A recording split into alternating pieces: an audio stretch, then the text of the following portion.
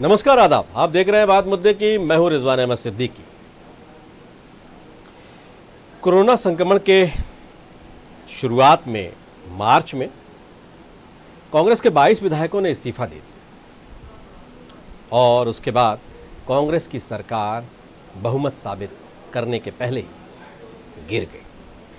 उसके बाद निरंतर कोरोना संक्रमण से संघर्ष जारी है। इस बीच अगर मार्च के हिसाब से देखा जाए तो सितंबर तक चुनाव हो जाने चाहिए, लेकिन उपचुनाव लगता है सितंबर तक नहीं होंगे और इस सब के बीच कई तरह की कवायदें भी जारी हैं। चुनाव सितंबर तक नहीं होंगे ये तो तय है। आने वाले समय में उसको लेकर किस तरह के संवैधानिक संकट होंगे, क्या परिस्थितियां होंगी, इसके साथ साथ ये जो कोरोना का संकट है वो भी गहराता जा रहा है। तो एक तरफ सियासी संकट, दूसरी तरफ कोरोना का संकट और इन सब से बड़ा आर्थिक संकट। तो यही सब चीज़ें हैं और इसके बीच सियासत में आने और जाने का सिलसिला बहुत तेज़ी से जारी है। मध्य प्रदेश में बीजेपी में जाने की होड़ सी मची है बहुत से नेताओं को।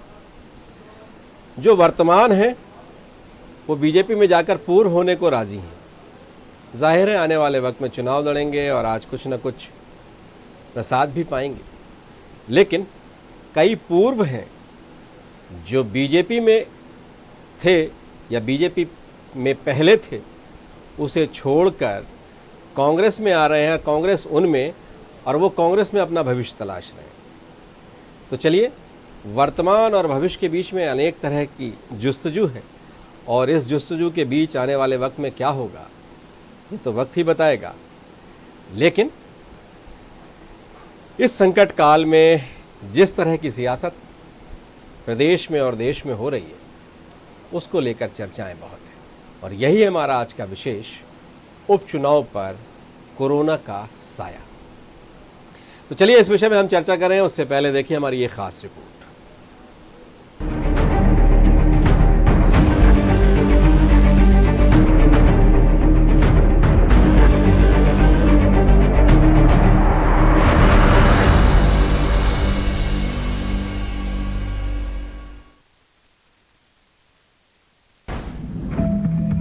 मध्य प्रदेश के उपचुनाव पर कोरोना का कहर। अब सियासी मुद्दा बनता जा रहा है कोरोना। क्या उपचुनाव टलेंगे या फिर समय के साथ होंगे चुनाव? फिलहाल नहीं हुआ तारीखों का ऐलान। मध्य प्रदेश में उपचुनाव कोरोना संक्रमण की वजह से टल सकते हैं। अभी फिलहाल इस पर कोई भी फैसला नहीं आया है। इसके पहले मुख्य चुनाव आयुक्त का एक बयान सामने आया था जिसमें उन्होंने सितंबर के अंत तक मध्य प्रदेश में उपचुनाव करा लेने की बात कही थी। हालांकि कोरोना काल में चुनावों को लेकर निर्वाचन आयोग ने 24 जुलाई को एक बैठक आयोजित की है जिसमें इस विषय पर चर्चा होगी। तो उपचुनाव को लेकर सियासत शुरू हो गई है। इससे पहले कांग्रेस ने मांग की थी कोरोना को देखते हुए चुनाव बैलेट पेपर से कराए जाने चाहिए। इसके पीछे तर्क दिया गया था, मतदान केंद्र पर औसतन 1000 से 1200 वोटर वोट डालते हैं। मतदान के लिए वोटरों को बार बार ईवीएम के बटन दबाने होंगे। ऐसे में ईवीएम के जरिए कोरोना वायरस के संक्रमण के प्रसार की आशंका से इनकार नहीं किया जा सकता है। तो वहीं प्रदेश के गृह मंत्री डॉक्टर उत्तम मिश्रा ने कांग्रेस की इस मांग पर सवाल खड़े किए। अब ये हार के पहले की हताशा बताती है। अब मेरा उनसे सवाल है कि ईवीएम उंगली एक बार लगेगी, ये वो कहते हैं, उसी पे दूसरी बार लगेगी। तो जो मोहर लगाएगा उस पे तो क्या हर जगह 1500 या 2000 मोहर रखनी चाहिए क्या, जो डस्टबिन में डालते जाएंगे? उसको इसमें तो अकेली उंगली लगेगी, ये मोहर में तो मुट्ठी लगेगी। इसमें एक उंगली लगेगी, उसमें 5 उंगली लगेंगी। मोहर को वो बार बार जो लगाएगा आके, मोहर तो वो एक ही होती है। मेरे ख्याल से जो भी उनके सलाहकार हैं उनको उन्हें ध्यान से देखना चाहिए। पूर्व मंत्री और कांग्रेस विधायक जीतू पटवारी ने बीजेपी पर वार किया। जीतू ने कहा, केंद्र सरकार के कहने पर चुनावों को टाला जा रहा है। देश में भाजपा का गिराफ लगातार गिर रहा है, इसलिए अभी चुनाव टाल दिए गए हैं। तो वहीं मध्य प्रदेश के मंत्री कमल पटेल ने जीतू पटवारी के बयान पर पलटवार करते हुए कहा, आज चुनाव करा लो, बीजेपी हमेशा तैयार है। भारतीय जनता पार्टी उपचुनाव से बचना चाहती है। कोरोना का बहाना है, जिस दिन चुनाव होंगे, रिजल्ट आएंगे, बीजेपी की सरकार जाएगी, कांग्रेस की सरकार बनेगी। बीजेपी का ग्राफ गिरा 100% बीजेपी का ग्राफ गिरा। इसीलिए तो भारतीय जनता पार्टी चुनाव नहीं कराना चाहती। जब भी राजनीतिक दल अपना अच्छा समय होता है तो चुनाव कराना चाहती है, ये नियम है। ये राज करने की दृष्टि से वो सत्ता में आना चाहते हैं, तो क्यों बचना चाहती है, ये सवाल। यार आज चुनाव करा लो, आज तैयार है क्या? कांग्रेस ही बेचैन हो रहे हैं, लेकिन कांग्रेस तो खत्म हो। मध्य प्रदेश में एक और कांग्रेस विधायक नारायण पटेल के इस्तीफे के बाद अब 27 सीटें रिक्त हो गई हैं। जिस तरह से विधायकों के इस्तीफे का दौर लगातार जारी है, ये आंकड़ा कितना और बढ़ता है ये कहा नहीं जा सकता। फिलहाल देश और दुनिया में कोरोना अपने पैर पसार रहा है। मध्य प्रदेश में भी कोरोना विकराल होता दिखाई दे रहा है। अब ऐसे में उपचुनाव की तारीख और व्यवस्थाओं को लेकर भी तमाम सवाल हैं।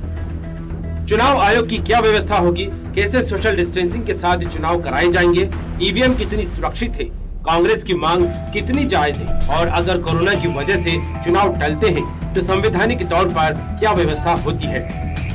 News world desk.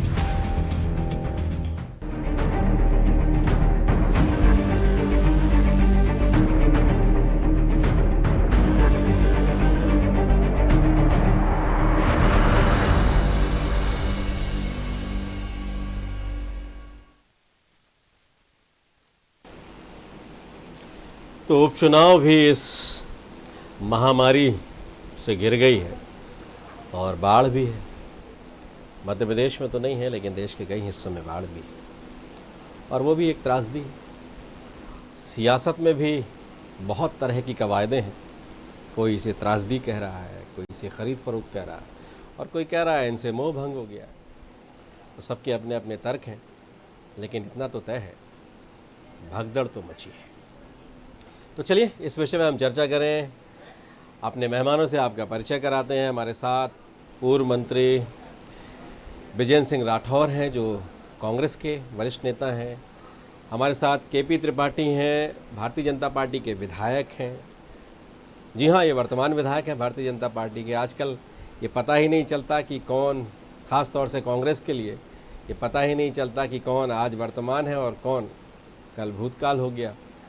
फिर भविष्य की तैयारी है उसकी अपनी।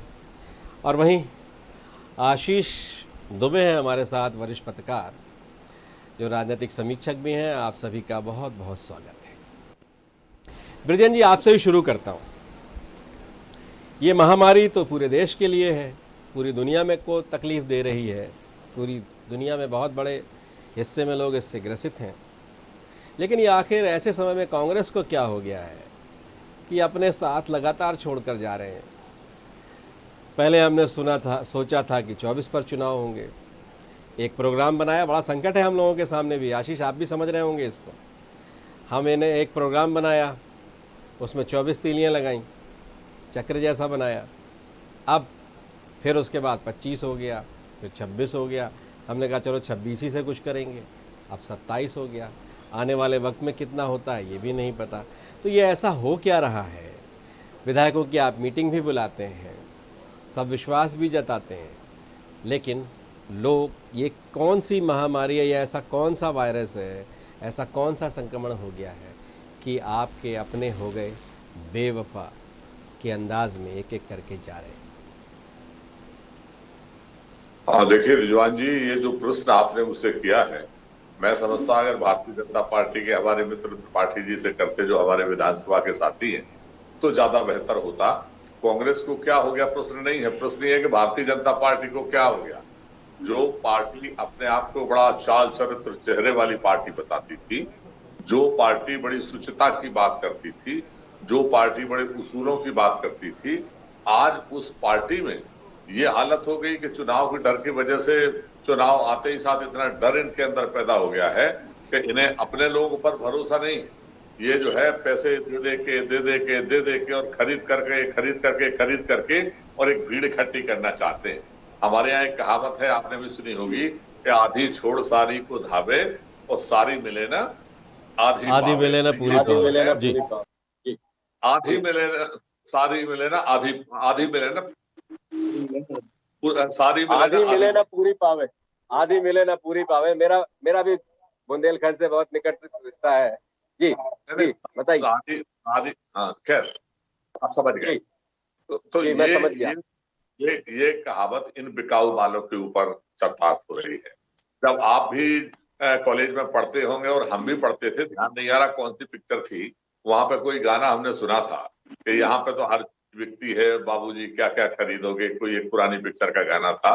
और आज जब हम ये माहौल देख रहे हैं तो आज याद आ रही उस गाने की। हमें याद नहीं है हीरो कौन था, हीरोइन कौन था, लेकिन आज जो है वो हीरो के रूप में और खरीदारों के रूप में हमें जो दिख रहे हैं वो आपको भी दिख रहे हैं। तो ये जो बिकाऊ माल है, आप विश्वास करिए इससे कोई फर्क पड़ने वाला नहीं। नंबर एक, भारतीय जनता पार्टी के कार्यकर्ता की स्थिति को समझिए, भारतीय जनता पार्टी के उन नेताओं की स्थिति को समझिए जो 6-6 बार के विधायक, नाम भी मैं गिना सकता हूं, जो 5-5 बार के विधायक हैं, जो 4 बार के विधायक हैं, वो बेचारे दर्शक दीर्घा में बैठे दूर से इंतजार कर रहे हैं कि चलो अब की बार नंबर आना था, अब की बार नंबर आना था, अब की बार नंबर आना था, लेकिन उनका जो है नीचे उतरने की सीढ़ी नहीं मिल पा रही। और ऐसे लोग जो फायदा भी उठा रहे हैं, आर्थिक लाभ भी ले रहे हैं और चंद दिन पहले पहुंचते हैं और तुरंत जाके सीधे 2:30 बजे जो है इस्तीफा देते हैं और 4 बजे नागरिक आपूर्ति निगम के चेयरमैन बन जाते हैं। आज जो है वो इस्तीफा देते हैं, कल जाके वो मंत्री बन जाते हैं। तो ये हालात केवल जो नागरिक आपूर्ति निगम के चेयरमैन बन गए वो आपके भी निकट रहे, आपकी बड़ी तारीफ भी करते हैं। हमारे तो सभी निकट है, झूठ क्यों, आप पार्टी में थे तो निकट तो थे, ठीक है ना। और ये भी जिनकी आप बात कर रहे हैं, मैं वहां का प्रभारी मंत्री था, वो कभी आपके सामने चैनल पे आएंगे तो एक कोई वो ये नहीं कह सकते कि उनका कोई काम रुका था, तो काम कोई नहीं रुके थे। यही आज जो श्रीमान जी गए हैं ओमकारेश्वर में, जो है 150 करोड़ की जो है वो माननीय कमलनाथ जी ने जो है योजना मंजूर की थी। तो इनका मकसद काम से नहीं है, भारतीय जनता पार्टी का केवल एक मकसद है कि ज्वलंत समस्याओं पे लोगों का ध्यान हट जाए। आज कोरोना में जिस तरीके से बुरी तरीके से फेल हो गए, जो हिंदुस्तान की स्थिति को छोड़िए, देश अपना मध्य प्रदेश की स्थिति को आप देखिए, जिस तरीके से फेलुअर गवर्नमेंट का हुआ है, इस बात को इनको अंतर्मन में तो स्वीकार करना पड़ेगा। नरोत्तम भाई बहुत घाघ नेता हैं, आप भी जानते हो, हमारे भी मित्र हैं, लेकिन जो है वो उसको स्वीकार नहीं करेंगे। लेकिन आम जनता के सामने अंतर्मन में उनको स्वीकार करना पड़ेगा कि जो है डीजल पेट्रोल का जो रेट बढ़ाया, मार किसके ऊपर पड़ी? मध्यम वर्गीय परिवारों के ऊपर। डीजल की मार किसके ऊपर पड़ी? सबसे ज्यादा किसानों के ऊपर, जिसको आज खेती करना है, जो नौजवान है उसको पेट्रोल खरीदना है, या हम आप ही उसमें शामिल हो जाते हैं। तो डीजल पेट्रोल के ऊपर ध्यान न जाए, रसोई गैस की जो कीमत आप बढ़ा रहे हो उसके ऊपर लोगों का ध्यान न जाए। आज किसान खाद के लिए दर दर की ठोकर खा रहा है, उसके ऊपर ध्यान नहीं जाए। 100 रुपए में जो 100 यूनिट बिजली मिल रही थी, आज बिजली गायब हो गई गाँव में। हमारे क्षेत्र में 4 दिन से बिजली नहीं है 10 गाँव में। तो ये इस तरीके की जो स्थितियां पूरे प्रदेश में पैदा हो रही हैं, लोगों का इनकी तरफ ध्यान न जाए, इसलिए ये रोज कोई नया नया इन्हें चाहिए। जिस तरीके से इनके नेताओं में असंतोष का एक वातावरण पैदा हो रहा था, तो उनको मनोबल को बढ़ाने के लिए, उनका जोश बना रहे, इसलिए रोज एक खरीदो और टोकरी में डाल दो, कल 2 किलो खरीदो टोकरी में डाल दो। तो ये जो टोकरी भरने का जो काम हो रहा है, इनको हराने का काम भी यही लोग करेंगे। हम लोग जो है जनता तो सोचे, जब तक आज देखिए मध्य प्रदेश में आज आम जनता जिसे हम कहते हैं, जैसे जनता जनार्दन का रूप है, विश्वासघात किसके साथ हुआ? उन लोगों के साथ हुआ जिन्होंने वोट दिया था। अगर मैं आपसे पूछता हूं, जितने लोग ये गए हैं, क्या एक ने भी अपने क्षेत्र में जाके पूछा था उन लोगों से कि भाई हमें आपने कांग्रेस के चुनाव चिन्ह के ऊपर जिताया था और हम अपनी माँ जैसी पार्टी से विश्वासघात कर रहे हैं, तो क्या हम भारतीय जनता पार्टी में जाएं, आपकी इजाजत है? एक नहीं कह सकता कैमरे के ऊपर जिसने पूछा हो। मैं आपके पास एक बार और लौटूंगा, इन्हें कोई माफ करने वाला नहीं हो। आप देखिए, मैं आपके पास एक बार और लौटूंगा, कोशिश इसलिए करेंगे कि मेरा सवाल जो था कि आपके लोग क्यों जा रहे हैं? आप कह रहे हैं वो बिक रहे हैं, तो क्यों जा रहे हैं, क्यों बिक रहे हैं? और ऐसी कहाँ चूक हो गई कि आप उन्हें विश्वास नहीं दिला पा रहे हैं अपने साथ रहने के लिए? वो एक बार मैं फिर आपसे समझूंगा। के.पी. त्रिपाठी, कई बड़े बड़े नेता, कई बार के विधायक, खासतौर से आप जहाँ विंध्य से आते हैं वहाँ भी कई ऐसे नेता हैं, कई बार के विधायक हैं, कुछ तो मंत्री भी रहे हैं उसमें से। अब उन्हें अवसर नहीं मिला है, वो दर्शक दीर्घा में हैं। ये बात कांग्रेस पर भी लागू होती है। इनके यहाँ भी कई नेता ऐसे थे जो दर्शक दीर्घा में ही रह गए थे। उसमें से एक तो मंत्री बन गए हैं और वो चले भी गए हैं, बिसाहू लाल सिंह, काफ़ी वरिष्ठ नेता, 80 से राजनीति में सक्रिय रहे हैं। इसके अलावा भी कई हैं, केपी सिंह, कक्काजू की रोज़ बात होती है, आजकल बहुत चर्चा होती है। अभी नरोत्तम मिश्रा का नाम ले रहे थे, परसों नरसों वो उनसे मिले थे, तो उस पर भी बड़ी चर्चा मीडिया में बड़ी सुर्खियों में है। तो ये आपके लोग जो दर्शक दीर्घा में बैठे हुए हैं, और ये ऐसी क्या होड़ है, अचानक इतने ढेर सारे लोगों को आप एक के बाद एक ले रहे हैं, और वो जो आपके साथ आ गए थे उनका भविष्य क्या होगा और इनका क्या होगा, और क्या लगता है कि आने वाले वक्त में अभी उपचुनाव को और टालना चाहिए? ये इल्ज़ाम लगा रही है कांग्रेस की सत्ता के दबाव में ये उपचुनाव टल रहे हैं, आपको हार नज़र आती है। केपी त्रिपाठी,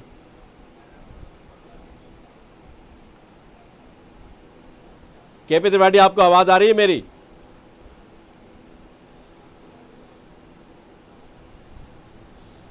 केपी त्रिपाठी, आप मुझे सुन पा रहे हैं?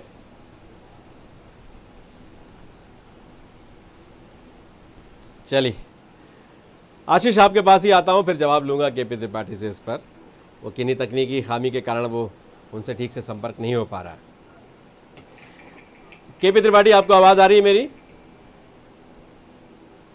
चलिए, आशीष आप कैसे देखते हैं इन सारी चीजों को?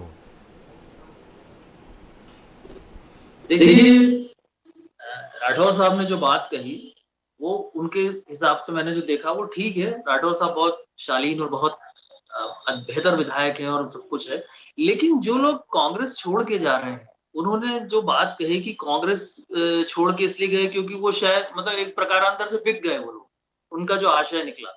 लेकिन अगर राठौर साहब का कहना है कि वो संतुष्ट भी थे, उनके सारे काम भी हुए, तो फिर अगर वो वहां जा रहे हैं तो इसमें दो बातें होती हैं, या तो भाजपा का कोई प्रेशर है, दबाव है जिसको झेल नहीं पा रहे हैं, या कोई ऐसी वजह है कांग्रेस के अंदर कहीं संगठन आशीष क्या वहां आशीष क्या वहां आपका स्पीकर ऑन है? अगर आपके दूसरे मोबाइल का स्पीकर ऑन है तो उसे म्यूट कर दीजिए, इसलिए कि आपकी आवाज दो बार आ रही है। इसी पे एक ही मोबाइल उपयोग कर रहे हैं आप? जी। चलिए बताइए। देखिए, वो जो मैं कह रहा हूँ कि दूसरी वजह ये है कि अगर वो भाजपा का दबाव नहीं है तो कांग्रेस संगठन के अंदर का कोई बिखराव है, जिसकी वजह से कांग्रेस के टिकट पर लड़े हुए विधायक, जीते हुए विधायक जो छोड़कर भाग रहे हैं। और एक बहुत बड़ी बात होती है, आदमी दोबारा जीतता है नहीं जीतता है, वो सारी रिस्क छोड़कर आदमी अपनी विधायकी छोड़ रहा है और जा रहा है। तो कहीं कांग्रेस के अंदर संवाद की या कहीं एक संगठन को एकजुट करने में कहीं कोई समस्या है, दिक्कत है। ये सिर्फ दो वजह है, इसके अलावा तीसरी कोई वजह नहीं है कि जिसकी वजह से ये लोग पार्टी को छोड़ रहे हैं। तो बेहतर ये है कि कांग्रेस को बहुत लंबी परीक्षा देना है और भाजपा अपना आत्मनिर्भर अभियान चला रही है, तो अब उसके बहुत सारे अर्थ हैं। तो कांग्रेस को सोचना है कि वो अपने कुनबे को बहुत जोड़ के रखे, बहुत मजबूती से जोड़ के रखे, जो कमजोर कड़ियां हैं उनको चिन्हित करे, क्योंकि ये चुनाव बहुत बड़ा चुनाव होने वाला है। इसमें कांग्रेस और उसके सारे बड़े नेताओं की प्रतिष्ठा दांव पे लगेगी। तो ये एक नए किस्म का चुनाव है। मध्य प्रदेश पहली बार इस तरह का उपचुनाव देखेगा। तो मुझे बस यही लगता है कि यदि कांग्रेस के वो समर्पित विधायक थे और संतुष्ट विधायक थे, तो यदि वो टूट रहे हैं तो कांग्रेस को फिलहाल आंतरिक रूप से भाजपा को कोसने की बजाय अपना आत्म अवलोकन जरूर करना होगा। बिल्कुल, कोसिए भी, सियासत में कोसना भी जरूरी है, आरोप लगाना भी जरूरी है, लेकिन आत्मावलोकन भी बेहद जरूरी है। इसलिए कि ये आप ही के लोग, और विधायक कोई छोटी हस्ती तो होता नहीं है, बड़ा प्रभावशाली होता है, बहुत ढेर सारे लोगों से चुन के आता है और फिर दोबारा चुनाव लड़ने की नौबत आएगी उसके लिए। तो वो ऐसा क्यों कर रहे हैं? और इसको कांग्रेस के अंदरूनी राजनीति के साथ साथ बीजेपी की अंदरूनी राजनीति से भी जोड़कर देखा जाएगा, इसको भी हम समझते हैं। केपी त्रिपाठी, आप क्या कहेंगे? मैं पहले ही कह रहा था जी कि जिस तरह से कांग्रेस पार्टी के नेता अपनी कमजोरियों को ढकने के लिए लगातार अनर्गल बयानबाजी कर रहे हैं और लगातार एक चुने हुए जनप्रतिनिधि जो अपने पद को त्याग रहे हैं, इनको आत्मावलोकन की जगह उनको बिकाऊ कह के और इस तरह से जो अपने सर को अंदर गाड़ के और सोच रहे हैं कि हवा आनी बंद हो गई है और हम सुरक्षित हो गए हैं, जो इनकी इस बात की मैं कड़ी निंदा करता हूं। और जहां तक ये नेता हैं कांग्रेस पार्टी के लोग इस तरह से बयानबाजी इसलिए कर रहे हैं क्योंकि सत्ता चले जाने से, मंत्री पद चला जाने से जीतू पटवारी जैसे नेता अपने मानसिक संतुलन को खो चुके हैं, इसलिए भारतीय जनता पार्टी को बता रहे हैं कि कमजोर हो गई, जबकि रोज इनके विधायक छोड़ के इस्तीफा दे के भारतीय जनता पार्टी ज्वाइन करने आ रहे हैं, भारतीय जनता पार्टी की नीतियों से प्रभावित होकर आ रहे हैं। कहीं न कहीं इनको खुद का आत्मावलोकन करना चाहिए। हमारे भी ये पूर्व 2 विधायकों को इन्होंने ज्वाइन कराया, लेकिन हम लोगों ने अभी तक एक बार भी किसी भी व्यक्ति के लिए ऐसे अनर्गल बयानबाजी करने का भारतीय जनता पार्टी के किसी नेता ने काम नहीं किया है। इनको पूरी सुचिता और समझदारी से बयानबाजी करना चाहिए। इससे पूरी राजनीति में जनप्रतिनिधियों का मान गिराने का काम कांग्रेस पार्टी के नेता कर रहे हैं। मैं इसकी बारंबार कड़ी निंदा करता हूं। वो कह रहे थे कि दर्शक दीर्घा में बहुत ढेर सारे आपके नेता बैठे हुए हैं। बिजेंद्र सिंह राठौर अभी कह रहे थे कि दर्शक दीर्घा में बहुत वरिष्ठ नेता हैं, कई बार के चुनाव जीते हुए, विंध्य से जहाँ से आप आते हैं वहाँ भी कई हैं। और मैंने भी एक सवाल पूछा था आपसे कि जो सिलसिला 24 से शुरू हुआ था वो 27 तक पहुँच गया, कहाँ तक जाएगा? हमें रोज़ अपने प्रोग्राम का नाम बदलना पड़ता है, तो ये कहाँ तक जाने वाला है?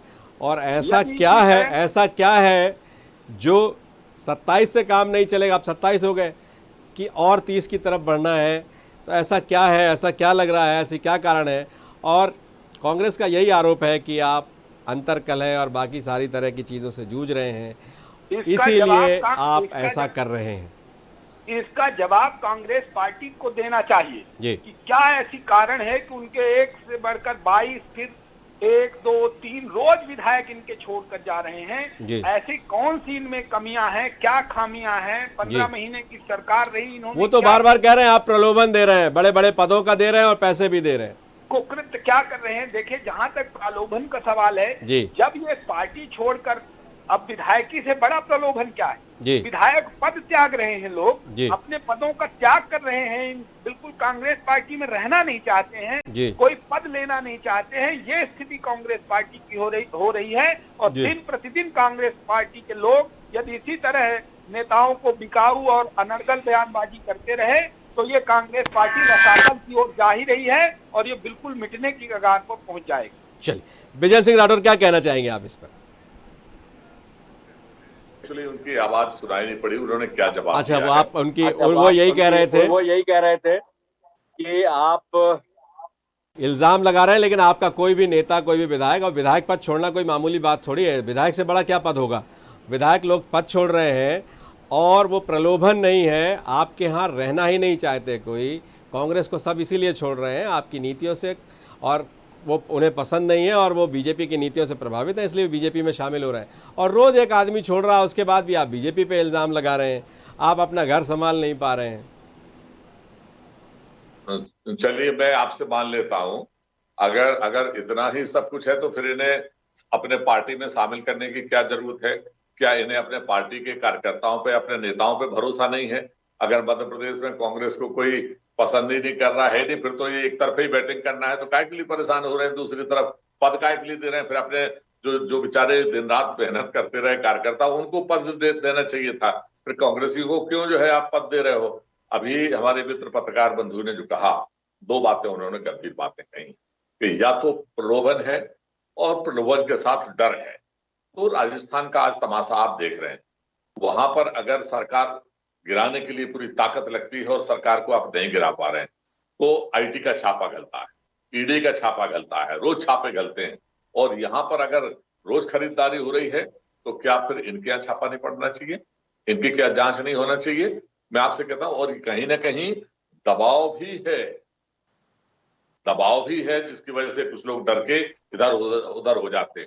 जहां तक कांग्रेस पार्टी का सवाल है, मैं आपसे बताऊं, 4 दिन पहले कांग्रेस विधायक दल की बैठक थी और यही श्रीमान जी जो आज गए हैं, आप विश्वास नहीं करोगे, हाथ खड़ा करके अपनी मां की सौगंध खा रहे थे कि जो है वो मैं बिल्कुल पार्टी का निष्ठावान कार्यकर्ता हूं और जो है पूरी सहयोग हमें मिला है, मैं इधर से उधर नहीं जाऊंगा। तो लेकिन उसके बावजूद भी मुझे ये भी कहने में कोई संकोच नहीं है, जोशी जी ने जो कहा, हमको भी आत्म अवलोकन करने की और आवश्यकता है, और उसको हम लोग करेंगे भी। कहीं अगर हमारी चूक है तो उसको हमें ठीक करना चाहिए, उसमें भी हमें कोई बुराई नहीं। लेकिन चूंकि इस मामले में हमें खुद ही पता है कि ये स्थिति थी, तो फिर कोई बात रह नहीं जाती थी। आज भारतीय जनता पार्टी में आप माने त्रिपाठी जी का तो स्वाभाविक है, अपने पार्टी के हिसाब से ही लाइन रखना पड़ेगी, वरना केदार शुक्ला जी की क्या हालत है, राजेंद्र शुक्ला जी की क्या हालत है, नागेंद्र सिंह जी गुड़ की क्या हालत है, नागेंद्र सिंह जी पूर्व मंत्री जी की क्या है, अजय पाठक जी, सब बिंद के नेता हैं, और ये सब के सब एक तरफ बैठे हुए हैं। सागर में गोपाल भार्गव जी को दर दर की ठोकर खाना पड़ी, तब जाके वो मंत्री बन पाए, और गोविंद राजपूत जी जाके सबसे पहले मंत्री बन गए। तो ये जो स्थितियां बन रही हैं, ये मध्य प्रदेश के लिए नहीं, देश की राजनीति में एक बहुत खतरनाक स्थिति है। लोकतंत्र को अगर हमें बचाना है तो इसमें सवाल केवल कांग्रेस और भारतीय जनता पार्टी का भी नहीं है, पूरे मध्य प्रदेश के लोग बहुत अच्छे ढंग से समझ रहे हैं। नौजवान जो हमारा पढ़ा लिखा है वो इसको बहुत करीबी इस बात को देख रहा है कि जिस तरीके से तानाशाह तरीके से पैसे के दम के ऊपर, डंडे के दम के ऊपर आप लोकतंत्र की हत्या करना चाहते हो, वो खतरनाक है। और मध्य प्रदेश की बदनामी देश में नहीं पूरे दुनिया में होती है, और अगर मध्य प्रदेश की जनता जनार्दन ने इनको आज जवाब दिया तो मध्य प्रदेश की शान पूरे दुनिया में बढ़ेगी, और हमेशा के लिए ऐसे बिकाऊ माल जितने हैं उनको नसीहत मिलेगी कि इधर से उधर जो जाएगा वो कहीं का नहीं रह जाएगा। ये स्थितियां पैदा होंगी। दो शक्तिशाली बड़े अनुभवी नेता हैं जिनका पूरा देश लोहा मानता है फ्लोर मैनेजमेंट और बाकी सारे तरह के मैनेजमेंट में। ऐसे समय में भी आपके लोग एक एक करके साथ छोड़े जा रहे हैं, और युवाओं को चांस नहीं मिल रहा, अवसर नहीं मिल रहा है। प्रदेश अध्यक्ष भी वही, मुख्यमंत्री भी वही, फिर प्रदेश अध्यक्ष भी वही, नेता प्रतिपक्ष भी वही। तो सारा कुछ ये जो विकेंद्रीकरण की बात आप बहुत करते रहे हैं, विकेंद्रीकृत है नहीं, सारा कुछ केंद्रीकृत हो गया है, एक ही जगह हो गया है। दिल्ली में बात होती है तो गांधी नेहरू परिवार, और अगर हम मध्य प्रदेश की बात करें तो फिर एक नेता। तो आप क्या लग रहा है कि इतनी बड़ी पार्टी में कोई दूसरा योग्य व्यक्ति है ही नहीं? ये सवाल बार बार विपक्ष उठाता है, मीडिया में भी ये चर्चा में आता है कि क्या इतनी ही वो आत्मनिर्भर बनने की बात कर रहे हैं और आप व्यक्ति निर्भर हो गए इतना? तो आपको नहीं लगता कि अपनी चीज़ों पर भी कोई समीक्षा की जानी चाहिए आने वाले वक्त में? मैं आपसे बताऊं, जितना युवाओं को मौका कांग्रेस पे मिला है, आज सिंधिया जी हैं 40 साल की उम्र में, जितना सिंधिया जी को मिला है, हम लोगों को भी 9 चुनाव मैंने लड़ लिए, 7 चुनाव जीत लिए, और उसके बावजूद भी अभी हम मंत्री बन पाए थे। वो 40 साल की उम्र में केंद्र में भी मंत्री बने, महासचिव भी बने, उत्तर प्रदेश के प्रभारी भी बने, राज्यसभा के लोकसभा के सदस्य भी बने। इससे ज्यादा और क्या चाहिए? सचिन पायलट जी पीसीसी के चीफ भी बने, केंद्र के मंत्री भी बने, उप मुख्यमंत्री भी बने, और इसके अलावा कांग्रेस पार्टी में कई सेंट्रल के उस पर भी रहे। इसके बाद क्या चाहिए? यहाँ पर अगर हमारे यहाँ गठन होता है, चाहे सचिन यादव जी की हम बात करें, एक नहीं, हमारे पास कम से कम 10 नौजवान मंत्री थे जो इतनी उम्र में शायद भारतीय जनता पार्टी ने कभी नहीं बनाए। ऐसा नहीं है, पार्टी सोच रही है। और मध्य प्रदेश में अगर हम बात करें तो केवल कमलनाथ जी नेता नहीं है, और भी बहुत सारे सीनियर लीडर हमारे हैं। मैं आपसे कहता हूं रिजवान जी, आज आप जिस पोजीशन पे बैठे हैं, मैं जिस पोजीशन में बैठा हूं, हमारे माताजी ने, पिताजी ने हमें बचपन से उंगली पकड़ के चलना सिखाया, पढ़ाया, लिखाया, योग्य बनाया, इस लायक हमें बनाया। और जब आपकी हैसियत बढ़ गई और हमारी हैसियत बढ़ गई, और हम उन माँ बाप को धोखा दे के चले जाएं और बीच मझधार में छोड़ जाएं, तो ये क्या नैतिकता है?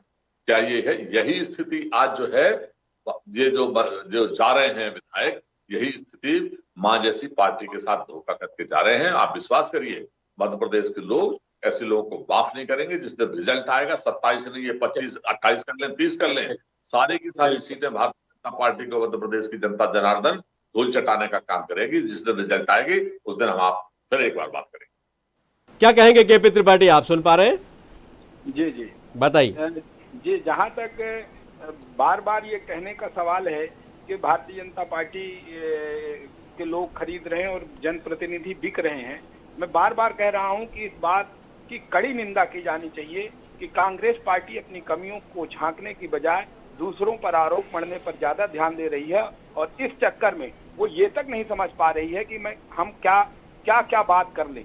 कभी वो बैलेट पेपर, ईवीएम को दोष देते हैं, कभी भारतीय जनता पार्टी को दोष देते हैं। कुल मिला के जो मानसिक संतुलन है कांग्रेस के नेताओं का, कांग्रेस का, वो बिल्कुल डिगमगा चुका है और वो सत्ता खोने से बिल्कुल असहज हो गए हैं और वो सत्ता के बिना कांग्रेस पार्टी चल नहीं सकती और आज कांग्रेस पार्टी प्रतिदिन रसातल पर जा रही है। मैं इतना ही कहना चाहता हूं कि भारतीय जनता पार्टी यदि कोई उसमें आना चाहता है तो भारतीय जनता पार्टी के आज विश्व की सबसे बड़ी राजनीतिक दल है। भारतीय जनता पार्टी को भारत देश के लोग बड़ी मात्रा में स्वीकार कर रहे हैं। भारतीय जनता पार्टी में यदि कोई अपने कांग्रेस की विधायकी जैसा पद त्याग कर आना चाहता है तो भारतीय जनता पार्टी उसका स्वागत करती है और उसको अपने मध्य प्रदेश के विकास के लिए जो हमारे साथ जुड़ना चाहता है, भारतीय जनता पार्टी के साथ जुड़ना चाहता है, तो इसमें कोई हर्ज नहीं। केपी त्रिपाठी वो एक बात बार बार कह रहे हैं, आपके बहुत ढेर सारे नेता हैं, कुछ नेता तो वो है जो इनके मुकाबले वहाँ चुनाव भी लड़े हैं, कई जगह तो मामूली अंतर से हार जीत भी हुई है, और वो बार बार कह रहे हैं कि यदि इन्हें विधायक पद ही त्यागना है, यही ऐसी परिस्थितियां हैं, यदि इनका कोई प्रलोभन नहीं है, कोई सौदेबाजी नहीं है, तो आप क्यों इन्हें अपने में शामिल कर रहे हैं? लड़ाइए अपने आदमी को। आपको लगता है आप बहुत लोकप्रिय हैं तो लड़ाइए अपने आदमी को, क्यों इनको बार बार शामिल करके आप अपनी पार्टी में ये भीड़ बढ़ा रहे हैं? नहीं, ये तो देखिए, जब वो पद त्याग करके मध्य प्रदेश की भलाई के लिए जिस तरह से 1.5 साल में कमलनाथ जी ने किसानों के साथ धोखा किया है, नौजवानों को बेरोजगारी भत्ता का वादा करके एक भी नौजवान को बेरोजगारी भत्ता नहीं देने का काम, इवन एक भी मध्य प्रदेश के अंदर सरकारी नौकरियां देने का काम उन्होंने नहीं किया। इसके अलावा अतिथि व्याख्याता, अतिथि विद्वानों को जो उन्होंने वादा किया था, कोई भी वादा उन्होंने इस तरह से पूरा नहीं किया। गरीबों की संबल जैसी योजना उन्होंने बंद कर दी। गरीबों के कन्यादान के पैसे आज 15 महीनों में मिलने बंद हो गए। तो जाके इन परिस्थितियों में किसानों का कर्ज जब इन्होंने माफ नहीं किया तो 1 लाख जिसने कर्ज लिया था उसका 1 लाख से बढ़कर ब्याज, चक्रवृद्धि ब्याज लग के 1.5 लाख हो गया। आज किसान दिवालिया हो गया, उसको फसल बीमा योजना का पैसा नहीं मिल पा रहा। जब ऐसी परिस्थितियां उत्पन्न होने लगी तब उन 22 विधायकों ने ये, तो क्या आप लोग कर्ज माफ करने वाले?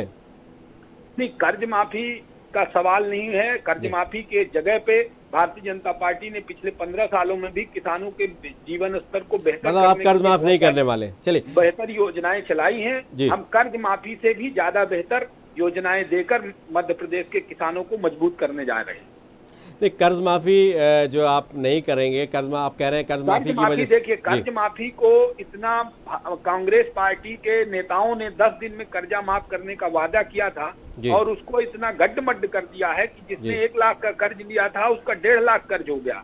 मतलब जितना ये दावा कर रहे हैं कि हमने कर्ज माफ किया है, आज फिर कर्ज उतना ही यथावत रूप से स्थिति है। इनकी कुनीतियों के कारण आज कांग्रेस किसान ठगा हुआ महसूस कर रहा है और वो किसी भी प्रकार के लाभ लेने से वंचित हो रहा है, क्योंकि वो एक तरह से डिफॉल्टर हो गया है बैंक के अंदर, और डिफॉल्टर होने के कारण उसकी परिस्थितियां बहुत खराब होने की कगार पे है। इसलिए बैंक का कर्ज लगातार बढ़ता जा रहा है, जिसको 15 सालों में भारतीय जनता पार्टी ट्रैक पर लेकर आई थी और अधिक से अधिक किसानों को कर्ज दिलाने का हमारा जो ये था कि उसके वादा था कि उसके माध्यम से हम लोग किसानों के जीवन स्तर को बेहतर बनाएंगे, वो हम लोग उसके लिए संकल्पित है। और इस बार हमने गेहूं में रिकॉर्ड खरीदी करके पंजाब को पीछे छोड़कर ये साबित भी किया है कि मध्य प्रदेश किसानों के लिए मध्य प्रदेश की सरकार, भारतीय जनता पार्टी। केपी त्रिपाठी, एक सवाल है, ये विपक्ष भी आरोप लगा रहा है और मीडिया में भी अब इस तरह की खबरें आने लगी हैं। ये कहा जा रहा है कि ज्योतिरादित्य सिंधिया जो बहुत दबाव बना रहे हैं मुख्यमंत्री पर, बीजेपी पर, उस दबाव को रिलीज़ करने के लिए आप इस तरह से बहुत ढेर सारे विधायकों को अपने साथ कर रहे हैं, जिससे वो दबाव रिलीज़ हो जाए और आने वाले वक्त में किसे जीतना है किसे हारना है ये तो जनता तय करेगी, लेकिन इतना अधिक अंतर हो जाए कि फिर कांग्रेस चाहकर भी आगे न बढ़ पाए और सिंधिया दबाव न बना पाए उस प्रकार का। देखिए, ये कांग्रेस के द्वारा रची गई मनगढ़ंत बातें हैं जी। मन बहलानों को गालिब ये ख्याल अच्छा है जी, लेकिन बार बार वहीं पर बात आकर टिकती है कि एक तरफ तो इनके विधायक रोज पार्टी छोड़कर जा रहे हैं और ये इस तरह के अनर्गल प्रपंच करके अपने आप को सुरक्षित महसूस कराने के लिए लगातार बयानबाजी कर रहे हैं और कोशिश दिखा रहे हैं। बिल्कुल, तो बिल्कुल। इनके हाथ कुछ नहीं आने वाला है चल इन सारी चीजों से। आशीष दुबे, आपसे अंतिम प्रतिक्रिया चाहूंगा इसमें। देखिए त्रिपाठी जी ने क्या कहा मैं नहीं सुन पाया, लेकिन जो मैं उनका भावार्थ समझ रहा था, जो सारी चीजें हैं आप लोगों की दोनों की बात थी, मुझे ऐसा लगता है कि भारतीय जनता पार्टी जो भी कुछ कर रही है वो आगे आने वाले समय में जो नई जो एक जमात वहां पर इकट्ठी होगी बाहर के लोगों की जो आएंगे, तो उसमें उस पार्टी में उनको घुलने मिलने में बहुत समय लगेगा, वक्त लगेगा और इससे कुछ टकराव पैदा होंगे। तो भाजपा अभी तात्कालिक फायदे के लिए जो भी पॉलिसी पे चल रही है वो उसका तात्कालिक फायदा है, राजनीतिक रूप से सारी चीजें जायज होती हैं तो भाजपा जो कर रही है ठीक है, लेकिन ये एक बड़े टकराव का साफ संकेत है। दूसरी तरफ कांग्रेस की जो पूरी जो स्थिति है, वो कांग्रेस की स्थिति इस समय मुझे ऐसा लगता है कि मजबूरी जैसी लग रही है। कांग्रेस को ये सारी चीजों को ना चाहते हुए भी देखना पड़ रहा है और झेलना पड़ रहा है। तो बेहतर जो एक राजनीतिक परिदृश्य है, मैं उसमें ये भी देखता हूँ कि दो दलीय व्यवस्था के तहत बहुत अच्छे से मध्य प्रदेश लंबे समय से चलता रहा है। तो कांग्रेस कम से कम एक पुरानी पार्टी होने के नाते ये एक कुछ ऐसा दायित्व ले सकती है कि कोई इस तरह का बिखराव, कोई इस तरह की चीजें पैदा ना हो कि हालात जो है उत्तर प्रदेश या बिहार जैसे हो। तो इन सारे झटकों से उभर के कांग्रेस को कोई सबक लेना चाहिए, आप ऐसा आप तीनों मेरे साथ जुड़े, आपका बहुत बहुत धन्यवाद। तो बस यही है कि कोरोना काल में इस तरह की भी आयाराम और गयाराम जारी है। बीजेपी में जो जाता है वो पूर्व बन जाता है, आप चुनाव लड़ेगा आने वाले वक्त में, और कांग्रेस में भी कुछ पूर्व आ रहे हैं। तो चलिए इनके भरोसे दोनों अपनी अपनी सियासी पारी नए सिरे से खेलेंगे और आने वाले वक्त में क्या होगा ये तो वक्त ही बताएगा। हमारे इस कार्यक्रम में बस इतना ही, फिर मिलेंगे एक नए प्रोग्राम के साथ, तब तक मुझे दीजिएगा।